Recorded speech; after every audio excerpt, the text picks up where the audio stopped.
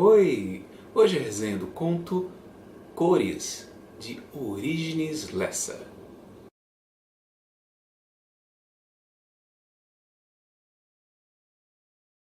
Maria Alice decide abandonar um livro de história de amor que até então ela estava lendo com os seus longos dedos. Sim, Maria Alice era cega. A sua condição de cega não a impedia de questionar como seria o mundo, aquele mundo que ela até consegue perceber de várias maneiras através dos seus outros sentidos intactos. Mas talvez esses sentidos que ela ainda possui não são suficientes para traduzir o que é ou o que são as cores. Ela até se acostumou a associar algumas coisas com as cores, tanto que ela podia fazer uma indicação de roupa, por exemplo, para a sua irmã, dizendo que ela podia sair com o verde, que lhe cairia bem para aquele dia. Ou até ela podia pegar um cinzeiro vermelho em cima da mesa. O pessoal de casa até estranhava como ela sabia que o cinzeiro, por exemplo, era o cinzeiro vermelho e ela pegava o certo. Questão de costume, por intuição talvez. Mas uma das coisas que ela tinha mais dificuldade de imaginar exatamente o que seria aquela cor e aquele objeto é o céu azul. E aí, bom, eu paro de contar a história por aí, porque senão estraga a experiência de quem ainda pretende ler esse conto.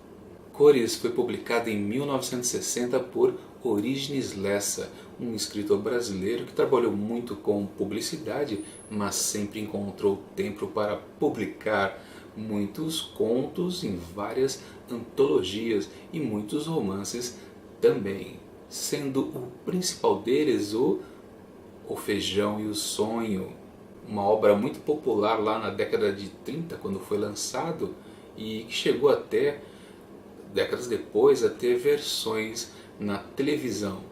E além dos romances e contos, Orígenes Lessa também foi muito conhecida pelas suas obras infanto-juvenis. Curiosamente, quando eu fiz uma pesquisa para procurar uma edição de O Feijão e o Sonho, aí eu descobri que o livro é associado com a literatura infanto-juvenil, mas que eu me lembre, essa obra não é exatamente infanto-juvenil, é um romance adulto. Achei curioso isso, até fico com mais vontade ainda de ler o livro para tirar essa dúvida, mas que eu me lembre, não tem nada a ver mesmo. Mas voltando para cá, para o conto Cores, a gente pode fazer uma associação também com essa obra famosa do autor, O Feijão e o Sonho, conta a história de um escritor que tenta produzir mais escritos, mas ele tem um choque da realidade de ter que sustentar a sua família e ele entra em conflito com a sua esposa.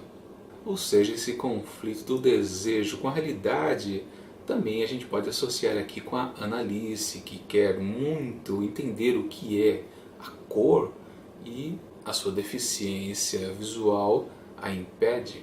E é evidente para ela que ela tem uma vida completamente diferente das pessoas que enxergam.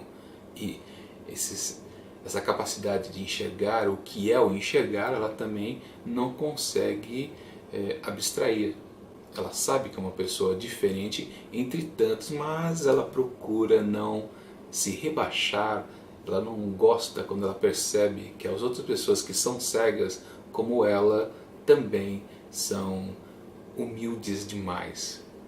Uma pequena curiosidade é que lá no vídeo da segunda-feira, no conto da Clarice Lispector, Amor, a gente viu a transformação da personagem Ana, porque ela observou o comportamento, a atitude de um cego que ela encontrou na rua. E aqui a gente tem uma protagonista que é cega. E claro, nesses dois contos nós temos um questionamento da condição humana na visão de uma personagem feminina. Minha avaliação do texto é um texto bem interessante enquanto a gente acompanha a curiosidade da protagonista acerca da sua dificuldade de entender o que é a cor. O seu posicionamento também de não querer se rebaixar a uma pessoa normal também traz uma boa reflexão ali no texto. Cores não é um tipo de conto que apresenta um final surpreendente e arrebatador, mesmo que aconteça uma surpresinha ali no final e você possa pensar, uau, vai acontecer algo de interessante a partir dali. Mas não. No final das contas, parece que até há um certo conformismo da personagem e fica meio contrário ao que ela estava dizendo até então. O conto se encerra com um breve diálogo da Maria Alice com a sua irmã que chega vinda do cinema. A pergunta e resposta que ocorre traduz o espírito do conto. É interessante, é justo e é válido, tem tudo a ver com o que foi desenvolvido pelo texto. Mas eu acho que até poderia ser um pouco melhor. Mas claro, o texto não é fraco de maneira alguma. É um bom texto, mas ele não chega a ser brilhante, pelo menos na minha opinião. Por isso, eu dou uma nota 4 asteriscos. Bom, é isso. Com esse conto encerramos a trinca dessa semana. Na segunda-feira, semana que vem, a gente continua com o projeto Os 100 Melhores Contos Brasileiros do Século. Enquanto isso, curta esse vídeo e assine o canal. Isso vai ajudar bastante para que o Imantado de Livros cresça mais um pouco. E até mais!